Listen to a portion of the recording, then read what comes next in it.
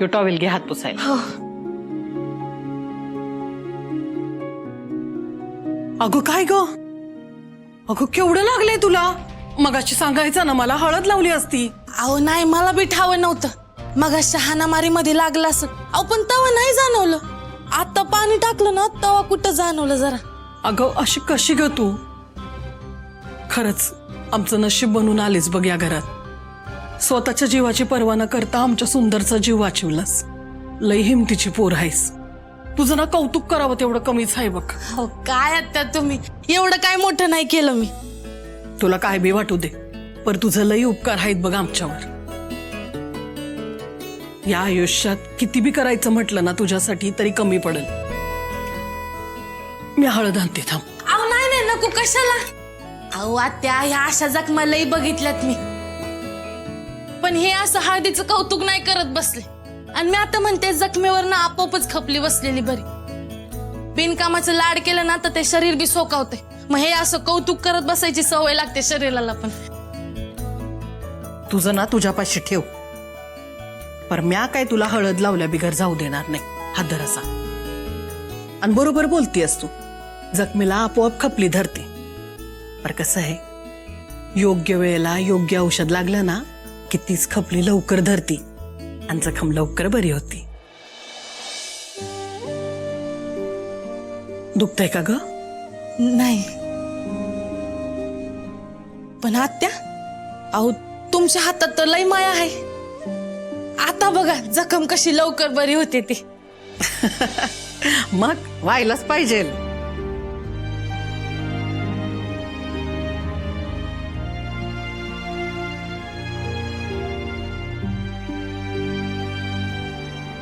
बरं बस, लई कौतुक झालं त्याचं.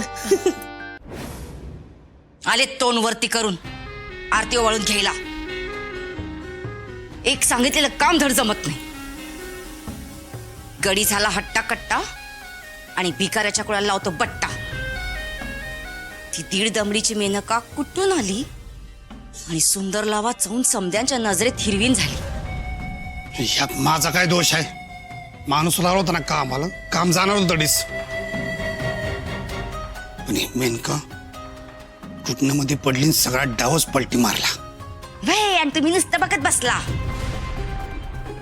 काही नाही, हिचा वेळीच बंदोबस्त करायला पाहिजे, नाहीतर ही बया डोईजड होईल. हिला टपकवायला लागते लवकरच.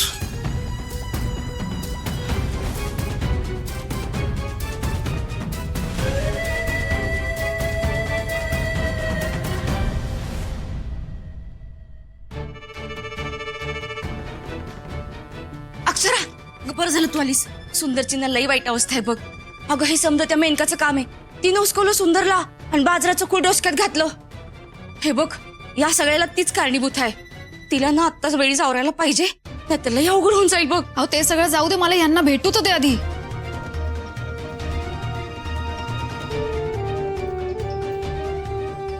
काय तुम्हाला काय इतर राखणदारी करायची आहे?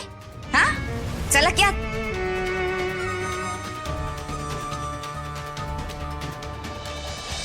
कसे ते? बराय सुंदर, त्याला आंबे हळद लावली, आता आराम पडेल त्याला. मी भेटून येते. ही पोरगीच कारणीभूत आहे या समद्याला. हिनच काहीतरी खेळी केली असल. चेहरा सुंदरीचा आणि गुण चिचुंदरीचा. बिचारा सुंदर असे तर बाजारात नवीन होता आणि हिची रोजची माणसं ओळखीची. हा, तर सुंदरशी जमून न घेता हिनच त्याच्यावर हल्ला करायला सांगितला असल.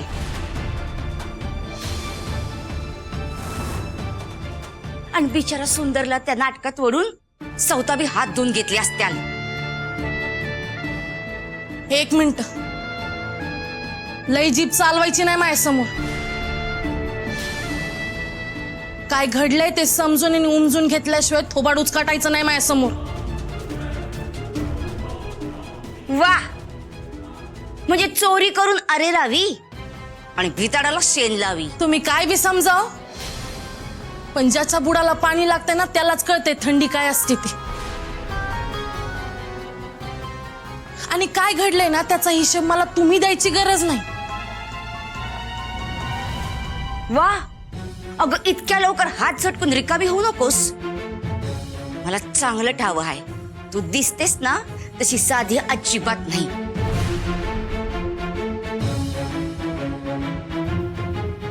भावाचा बदला घ्यायचा म्हणून चाललंय हे समद. म्हणून चाललंय ना हे खेळ खंडोबा आणि नाच बंडोबा.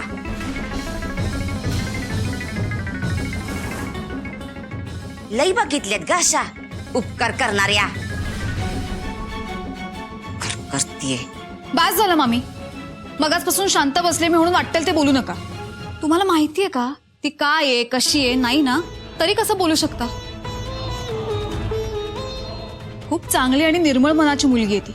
कोणाला इजा पोचावी म्हणून ती कधीच काही करणार नाही.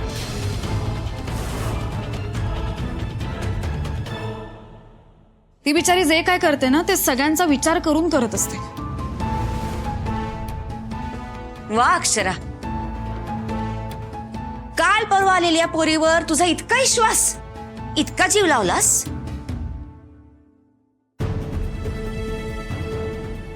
आणि मी काय चुलीत घालायचं सरपण आहे का?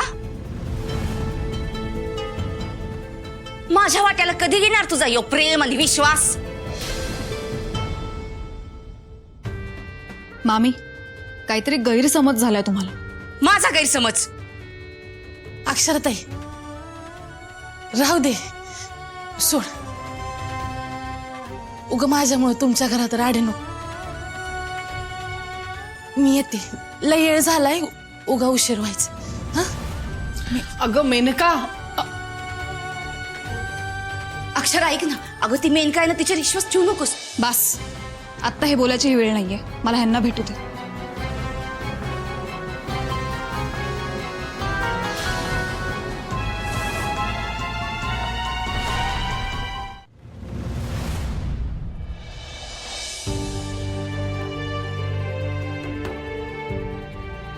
किती लागल्या हो तुम्हाला?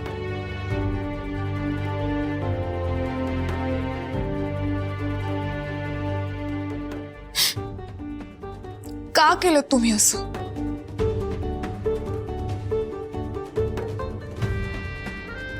अहो कसं असतं, प्रत्येक बाजारात प्रत्येक व्यापारी त्या त्या गोष्टींचे भाव ठरवतात. ते जाऊन तुम्ही कमी केलं तर त्यांना राग येणं स्वाभाविक नाहीये का? त्यात त्यांचंच नुकसान आहे की नाही?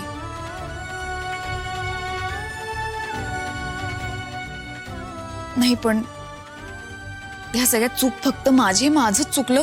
मी तुम्हाला या सगळ्याची जाणीव आधी करून द्यायला हवी होती. सॉरी.